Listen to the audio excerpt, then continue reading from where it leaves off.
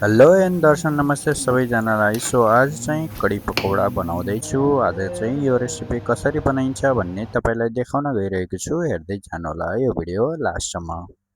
यहाँ चाहिँ मैले प्याज काट्न सुरु गरेको छु। पहिला चाहिँ प्याजको तयारी, पकौडाको तयारी गर्दछु। त्यसपछि अरू कडीको तयारी गर्नुपर्ने हुनेछ। यहाँ चाहिँ मैले 4 वटा प्याज रेडी गरेको छु किनकि यो पकौडाको लागि हो। 4 वटा प्याज लिएको छु अनि तीन चारवटा हरियो खुर्सानी लिएको छु। यहाँ चाहिँ अब म बेसन हाल्न जाँदैछु। 3-4 चम्मच बेसन हाल्छु। अनि यहाँ नमक, मसला अनि तपाईलाई जे मसला हाल्न मन छ त्यो हाल्न सक्नुहुन्छ। मैले चाहिँ नर्मल मसला हालेको छु यहाँ। अब चाहिँ यहाँ हल्का पानी हालेर म्यास गर्नुपर्ने हुनेछ।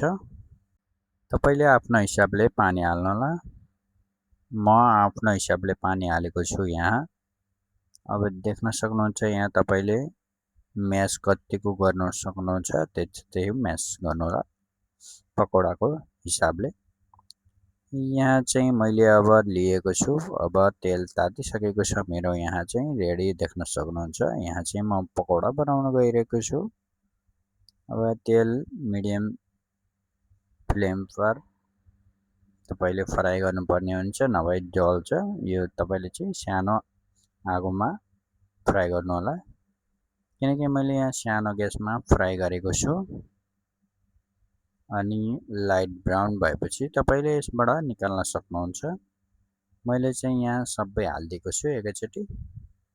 साना साना पकौडा जसरी बनाउँछन् त्यसरी नै यसका पकौडा बनाउने हो। त्यसपछि मैले यहाँ रेडी भइसकेको छ, लाइट ब्राउन भइसकेको छ। अब चाहिँ मैले यसलाई निकालेर साइडमा गर्छु। हेर्न सक्नुहुन्छ एकदम कलर एकदम राम्रो आइसकेको छ। यहाँ निकालेको छु। अब चाहिँ मसलाको तयारी गर्छु। यहाँ चाहिँ मैले लिएको छु मेथी, जिरा अनि सर्सो दाना, रातो खुर्सानी अनि सौंफ अनि कडी पत्ता लिएको छु। तपाईले चाहिँ यहाँ तेल हाल्न सक्नुहुन्छ, तेल या घी हाल्न सक्नुहुन्छ। मैले सबै मसला एकैचोटि हालेको छु। अनि यहाँ तपाईले गार्लिक पनि हाल्न सक्नुहुन्छ। अनि मैले चाहिँ यहाँ गार्लिक हालेको छु,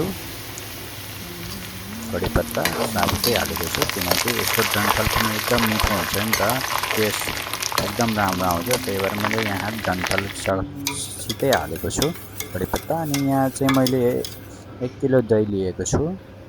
यहाँ चाहिँ 1 किलो दहीमा मैले 4 चम्मच ठुलो चम्मच बेसन हालेको छु। अनि यहाँ नमक मसलाहरू सबै हालेको छु। फेरि यहाँ पनि मसला हाल्नुपर्छ किनकि मसला यसमा पनि लाग्नुपर्छ। त्यसैले मैले यसमा पनि सबै मसला हालेको छु। हेर्न सक्नुहुन्छ खुर्सानी, धनिया, रातो खुर्सानी, बेसार सबै हालेको छु। तपाईले आफ्नो हिसाबले हाल्नु होला मसला, जे हाले पनि हुन्छ। अनि यसलाई राम्रोसँग घोलेर यस्तो घोल तयार गर्नुपर्ने हुनेछ। तपाईले एकदम पातलो पानी हालेर यसलाई पातलो गराउनु पर्ने हुनेछ। एकदम पातलो गराएर अनि यसमा एकदम पानी हाल्दै घोल्दै गर्नु। मेरो मसला यहाँ रेडी भइसकेको छ। अब यो कढीलाई चाहिँ मैले यसमा हाल्दिन्छु। त्यसपछि यसलाई एकैछिन चलाइ कन्टिन्यू चलाउनु पर्छ किनकि छोड्नु हुन्न है बीचमा। छोड्यो भने फाट्छ। फेरि यसलाई कन्टिन्यू चलाउनु पर्छ। चलाइसकेपछि यो रेडी भइसकेपछि मैले यहाँ चाहिँ तड्का हालेको छु। तपाईले तड्का सुरुमा पनि हाल्न सक्नुहुन्छ। मैले चाहिँ यहाँ लास्टमा हालेको छु किनकि यसमा तेल र जिरा अनि रातो खुर्सानी हालेको। अनि यहाँ हाम्रो कडी रेडी भइसकेको छ। अब पकौडा चाहिँ लास्टमा हाल्नु होला।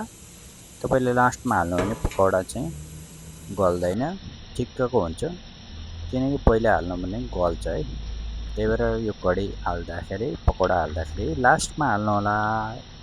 मेरो भिडियो कस्तो लाग्यो हजुरले लाइक, कमेन्ट, सब्सक्राइब गरिदिनु होला मेरो भिडियोलाई। हस्त नमस्ते।